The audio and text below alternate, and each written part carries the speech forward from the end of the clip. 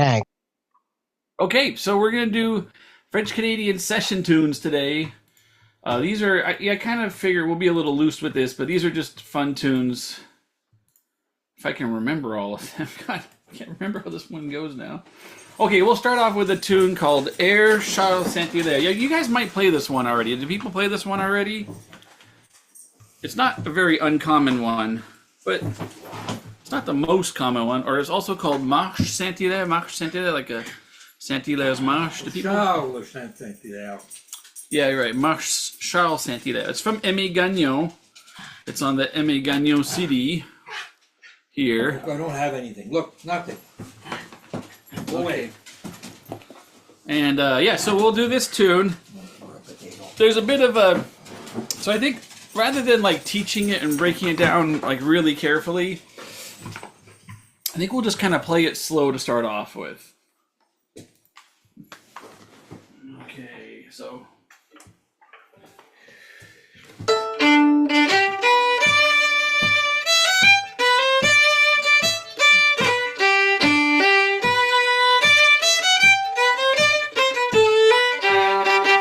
Maybe what I'll do is I'll play it up to speed of this, just so you can get it in your head first.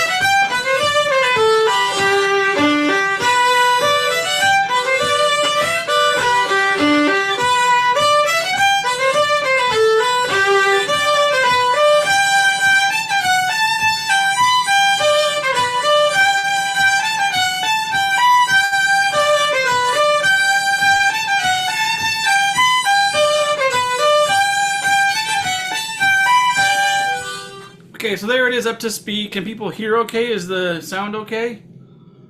Do people know this? Does everybody know this tune already? We can do a different tune if everyone knows it. Okay. Don't know it, but it helps if you say the key first. Then at least you know which notes to avoid. Okay, key of G, and I'll put the name of the tune. Air Charles Saint. How do you spell it? Oh, Saint-Hilaire. I spelled it differently. Saint-Hilaire. Yeah, Air Charles Saint-Hilaire from the playing of Aimé Gagnon. Key of G. Okay. It's in G, right? Yeah. Yeah. G. Okay, so like I said, rather than like really teach it, we're just gonna play it nice and slow, real slow, okay? And then the other thing too is that there's a lot of disagreement over what's the A and the B part. So some people say it's inverted. Pascal Gem teaches it with what we think of the B part as the A part, but this is the way we play it. It's funny because on the record they kind of fade it in and then fade it out, so it's really unclear what Aimé Gagnon thought was the A and the B part. So But I don't have Marie enough does of- it our way. yeah, Red Marais does it our way, tidal wave. So we figure that's Tidal pretty good. Okay, so it's in the key of G, and then we'll do it real slow for a little bit. And if you have any questions, I can slow down certain parts if you want.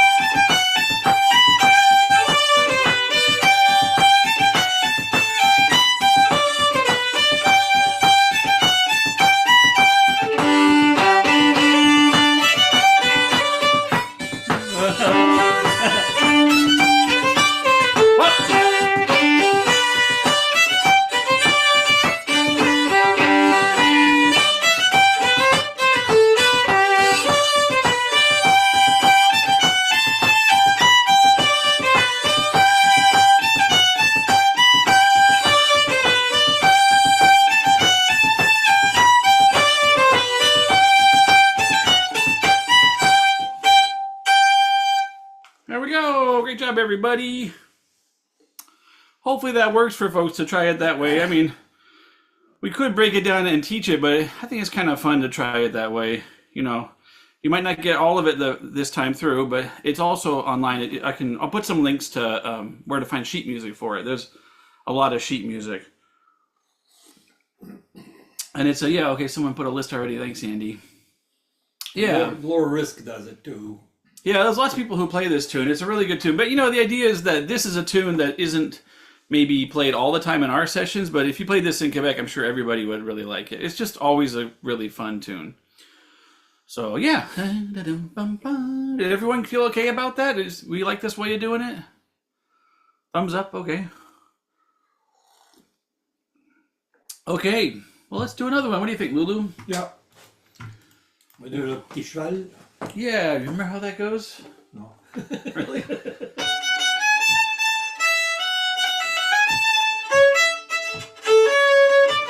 Okay, got it, yeah. Okay, so we'll do another tune here. This one I don't think I want to try and break this one down because it's kind of a little hard to break down. It's called Rire du Petit Cheval de Bois. Let me make sure my spelling is correct. Has anyone heard of this tune before?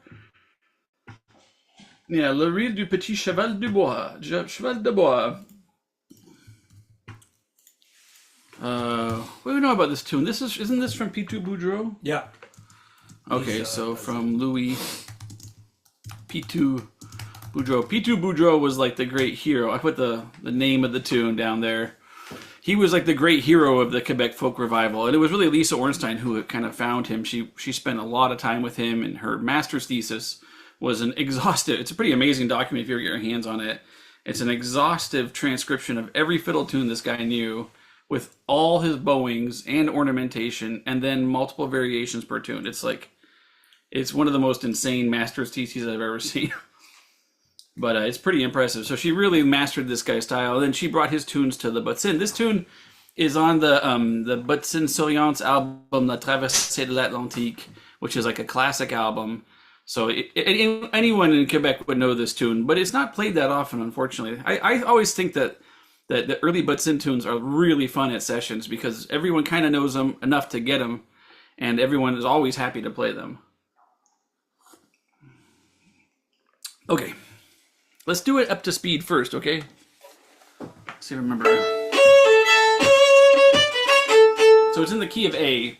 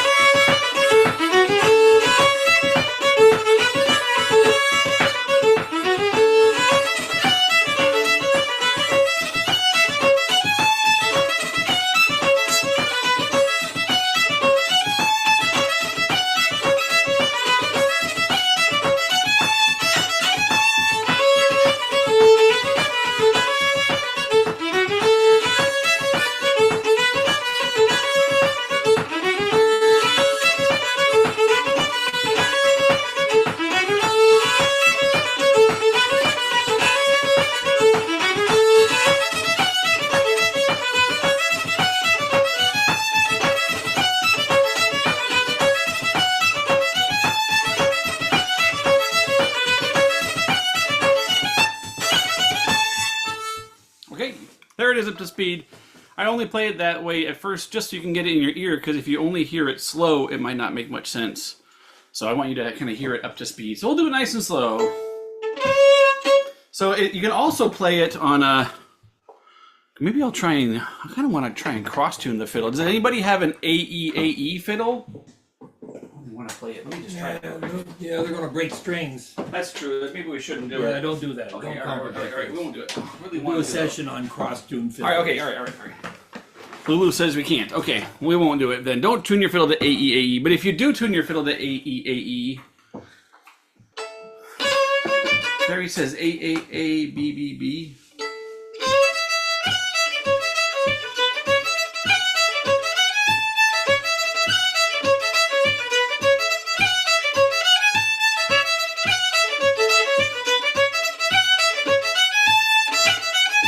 Yeah, Yeah, it's kind of A. It's like 4 A's and 3 B's with a variant ending to the third B. Sure. I think that's how it goes. Okay, let's go nice and slow.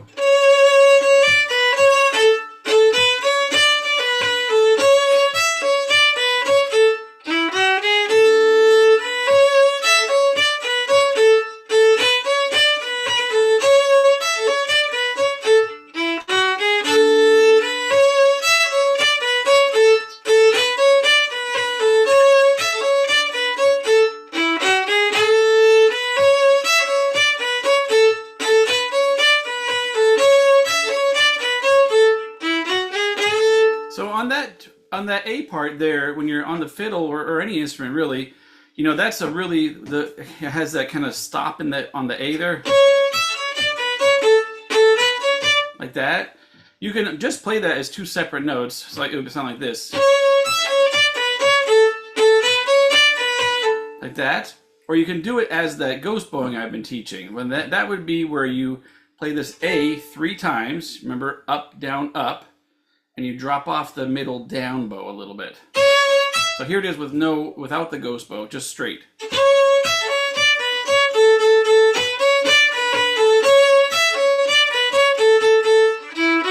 Right? Is that right? Yeah, it doesn't really make sense in my head to play it that way because you always have to have either the stop or a syncopated bowing. So it sounded like this with a syncopated bowing would be.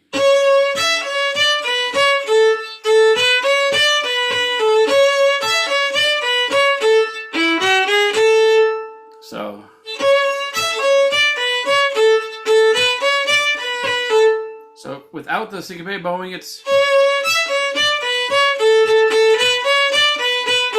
okay, and that's you're hearing that A being played 3 times, up, down, up. Okay, and all I'm doing is taking off a little bit of the down bow, so it sounds like up, up.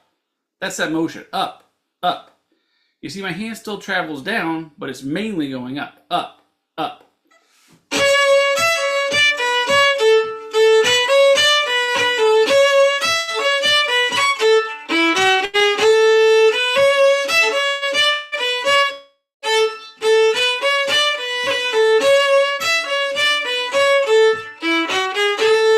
If you haven't done the ghost bowing before, I might not have time today to really teach it, but the other workshops I did at Lark, I taught it at those workshops, and I have a video I think I have a video in my Google Doc. I'll put a video in my Google Doc. No, I do. I have a video of my Google Doc of how to do the ghost bows. It's something you got to kind of work on if you've never done it, but it really is the key to French Canadian bowing. Okay, let's get to the B part.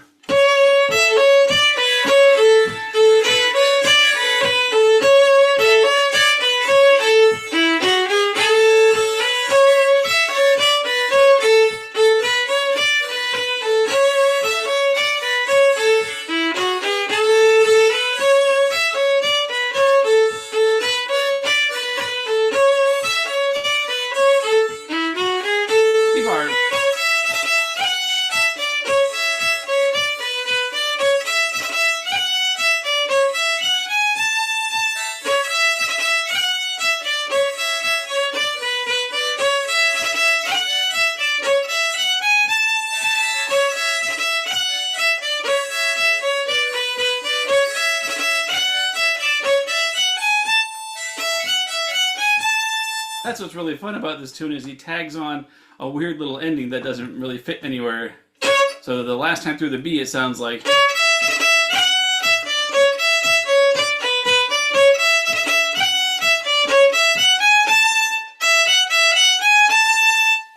Hey, want to do that together? Together.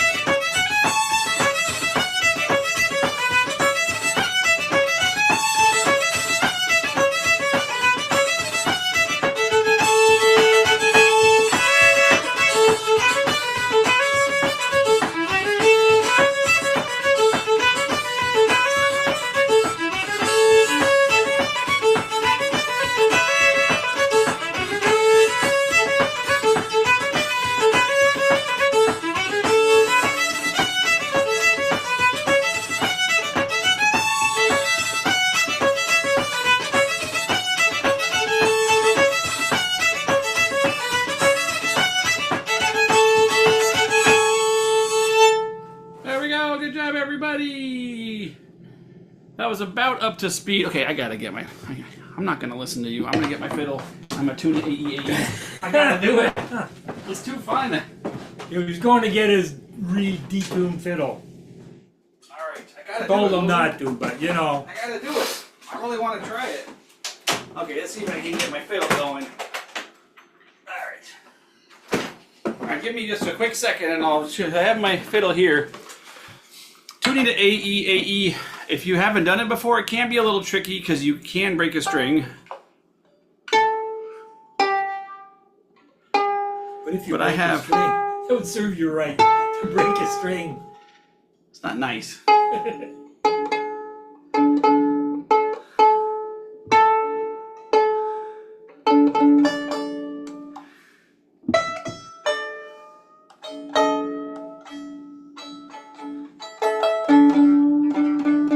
Wait, is this already in D?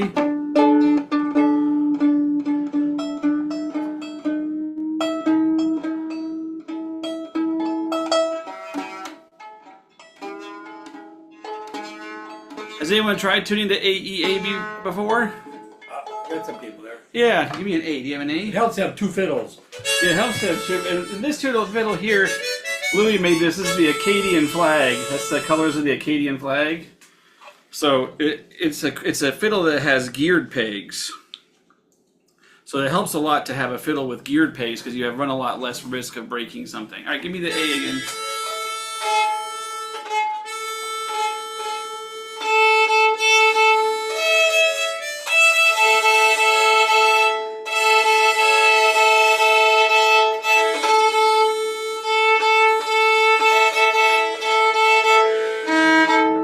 One second. Almost there.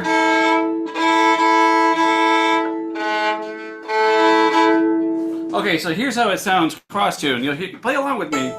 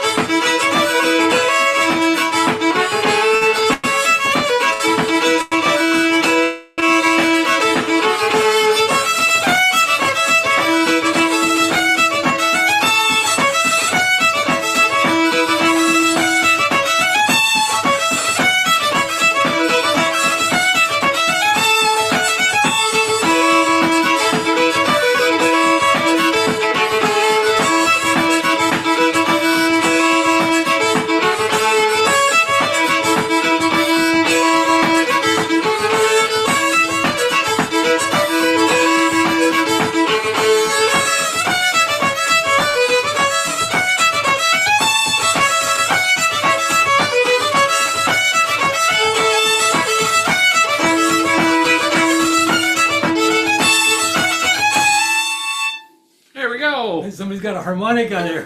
Who has a harmonica? Over there. Oh, Jim. All right, Jim. So that's the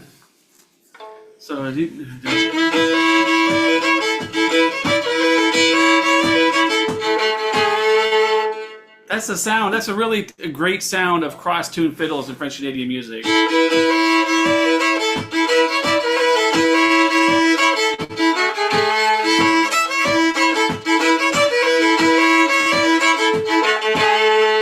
There we go. Yeah, that's a really nice sound. All right. Cynthia wants to know, how can we learn to play it a bit at a time? Is this a concert or a workshop? Good point. So, I mean, the point here is, we could break down the tune into, usually when you teach a tune, you break it down into pieces. There's the A part and the B part, and you break the A part in half and the B part in half. We could teach it that way, but we're teaching it the way you would learn it at a session. We're just making it a little bit easier because we're playing real slow to start off. So the goal is to try and learn by ear the way you would learn at a French Canadian session. it's a thing that if people want to learn these oral traditions, it's really good to work on that. It's kind of a tricky thing to learn, and it takes time, and it takes, coming back to the session, and it takes effort. But it's a really cool way to learn. It's a way you kind of start adapting your ear to learning on the fly. So that's what we're trying to help people do. So no, not a concert, but we're all trying to play together. And the goal isn't that you're going to hear it one time through and then be able to play with us exactly. You're probably going to get 20 to 40% of the tune the first time through. But you'll start getting little phrases, and then you match the phrases with us. So, unless you have experience learning from a session, don't expect to learn the whole thing right now. It's more about starting to pick out the patterns and match the patterns. So as you're listening, for example, you might learn this pattern.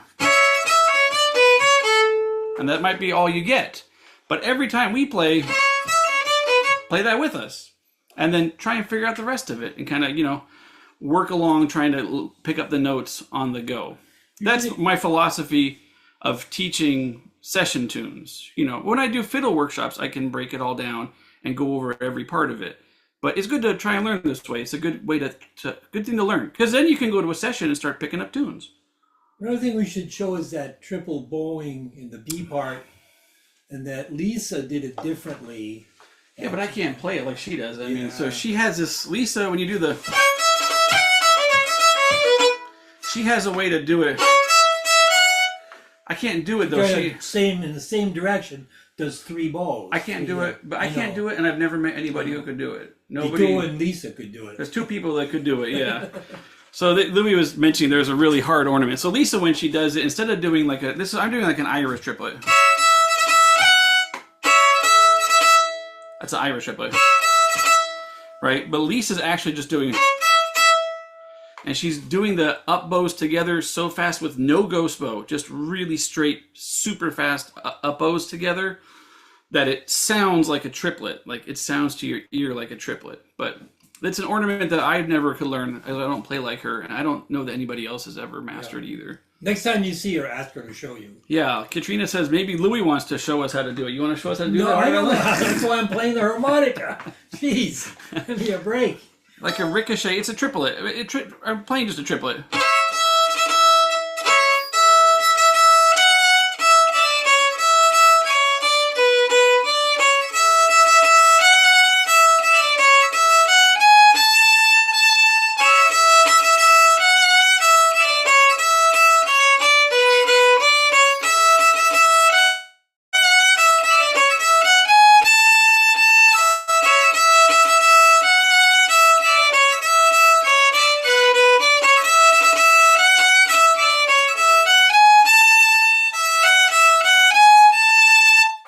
There it was, nice and slow. Do folks want to play it a few more times at that nice slow speed? Do you want to keep going, or you want to switch tunes? Put a little note in the comments what you like to do. Patty says the hard part of this tune is the crazy crooked first part. Yeah, that's why I didn't want to break this tune down, because if you try to really explain how this tune works, you get into really nasty mathematics. So these crooked tunes are very hard. You can just kind of hear it, and you hear the groove, and you start to kind of get in the groove and play it. But if you were to really think about it, you have to really notate it. Well, one of the tunes I taught earlier, we sat down and notated it, and it was alternating between 3 and 5. So one measure would be in the a triple meter 3, and one measure would be in 5 beats. So 3/4 and 5/4, 3/4 and 5/4. So it's it's really hard. Let's have another tune. Let's do another tune, Lulu. You don't want to do that, that one then? No, we already did that one. It's impossible. Why would you want to do that? We already did it on this. Okay. Yeah, we already did it. Yeah, do something easy. Okay. Easy tune. Okay, this tune we're fudging about. This is actually not a session tune, but it's so fun that it should be a session tune. So I'm kind of hoping you guys will learn it from us. And then Paul says, I forget the A part after playing the B. Yeah, that's fine. See, I think that people, it's about learning by ear. I think that people feel like you should be able to have the whole tune and remember it all at the end of it, right? Just like if you read it off a piece of paper, you would have the whole tune there with every note, and you'd be playing along perfectly with me. But I think what people don't understand is that when you lock these patterns in, they get really deeply embedded in your brain and they come back.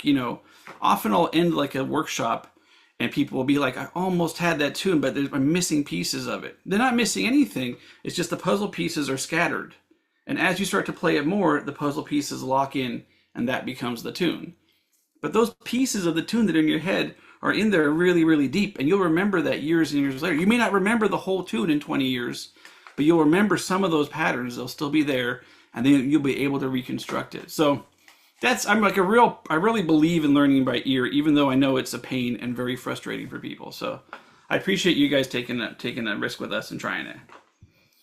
Yeah, and that's the problem. When you read sheet music, I can't remember anything I read off sheet music, and few people can. Even if you memorize it off sheet music, it won't be there in a month, right? But anything you learn here is going to be there in 6 months to a year. That's what's really cool about this, But it's a pain in the butt. I understand. If you're frustrated, I get it.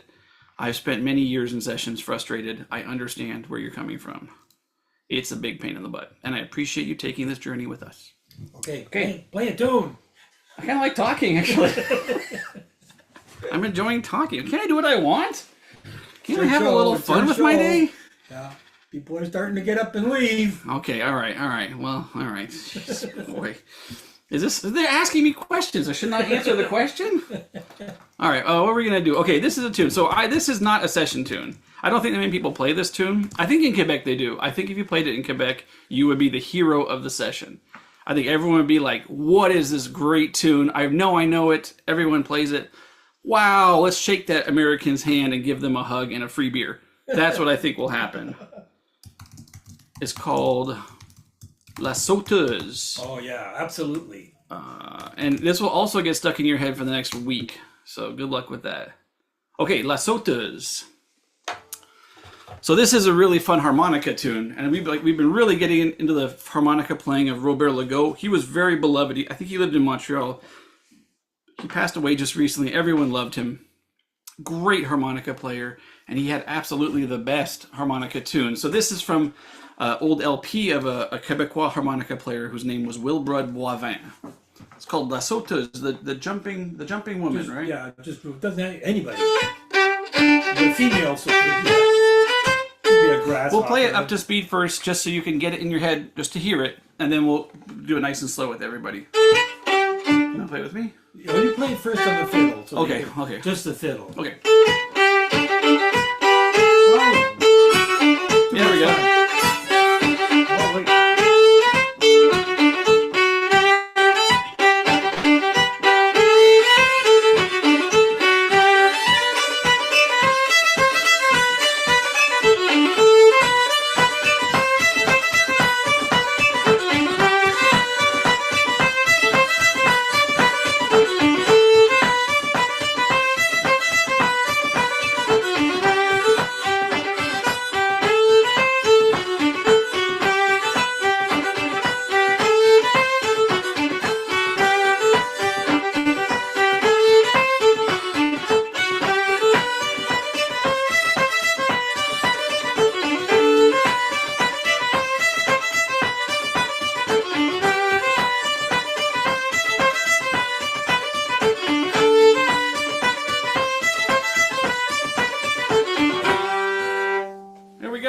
Sauteuse. Okay, let's do it together nice and slow. It's in the key of G. I'll start off on the fiddle, just go real slow. Yeah.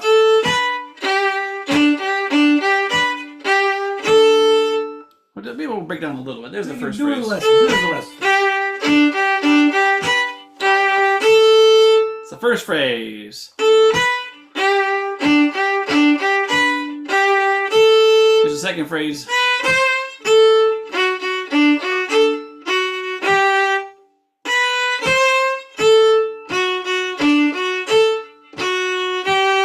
One more time on the second phrase. Maybe I'll move my try to move my hand a little closer. Can you guys see it okay? Here's my hand a little closer.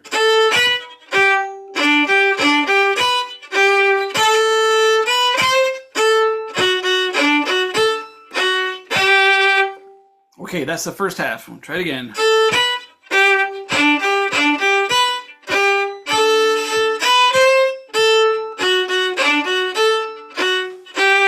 Repeat that.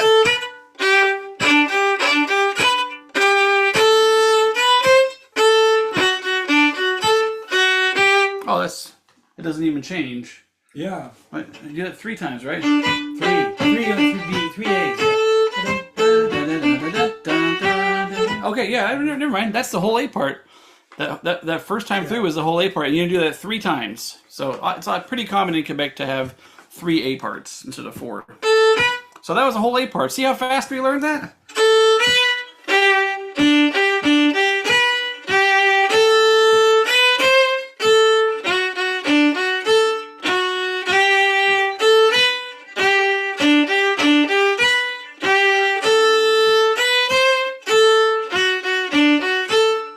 One more time.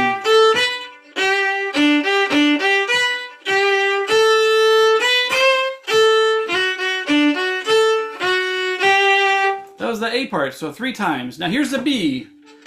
I'll move my hand a little closer so people can see.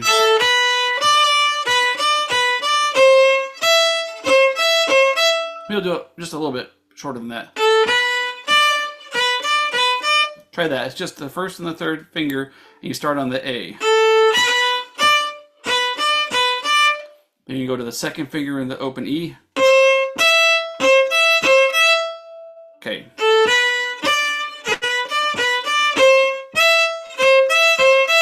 Okay, do that with me. That's the first half of the B.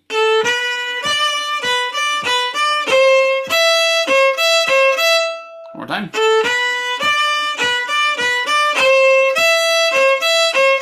Okay, and then we go on from there. From the beginning.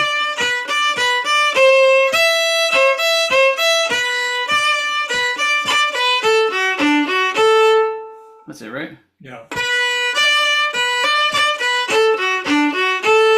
That's the first ending of the B.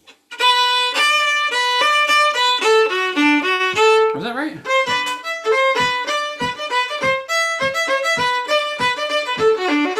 Yeah, that's right. Okay. When I go really slow, sometimes I get confused. I got him right, though.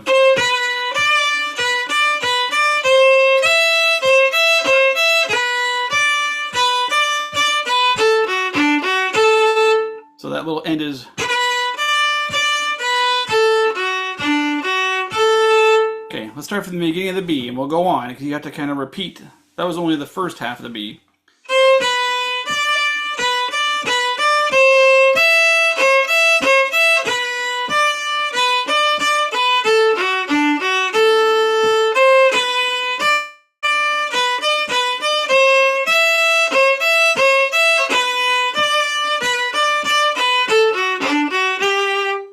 Right? There? Yep. That's it, right? Yep. Yeah. That's the whole B there. Let's try it again.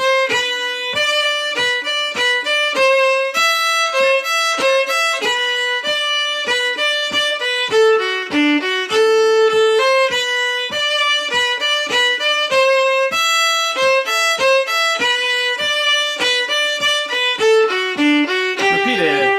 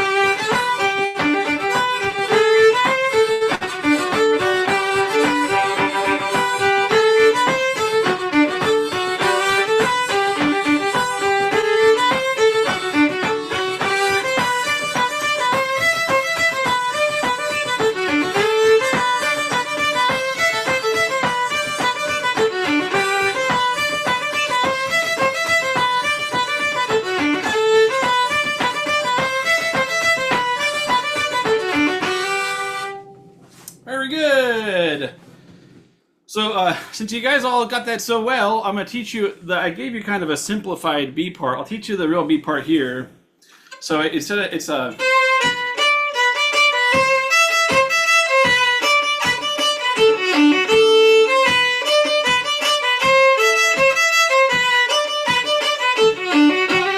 that's how it sounds on the fiddle.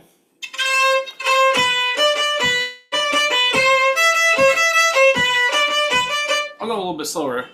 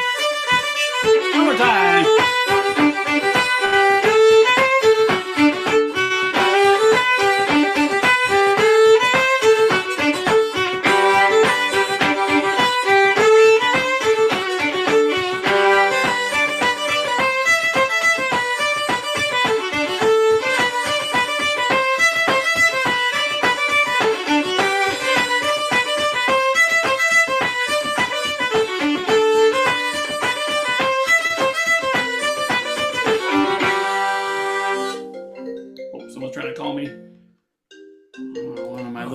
One of my little nephews wants to play Fortnite. So there you go. That's La Sotas from Wilbrod Boivin. And I'll put the link from my Google Doc in here. Once we're done, I'll after this workshop is over, I'll go and I'll put in the links for this tune so you can hear the original. And then this one I think we can transcribe. This one shouldn't be too hard to transcribe. Yeah. So yeah, and good luck. That's a good tune. What do you guys think of that tune? Good tune? It's really, really fun, and it's really hard to get out of your head. It's fun on the harmonica too. You can tell it was written by a harmonicist. But it's fun on the mandolin. It's really fun on the mandolin. I think it's fun on every instrument. Would they play double stops on that? Yes, I'm sure, but not like naturally. Maybe.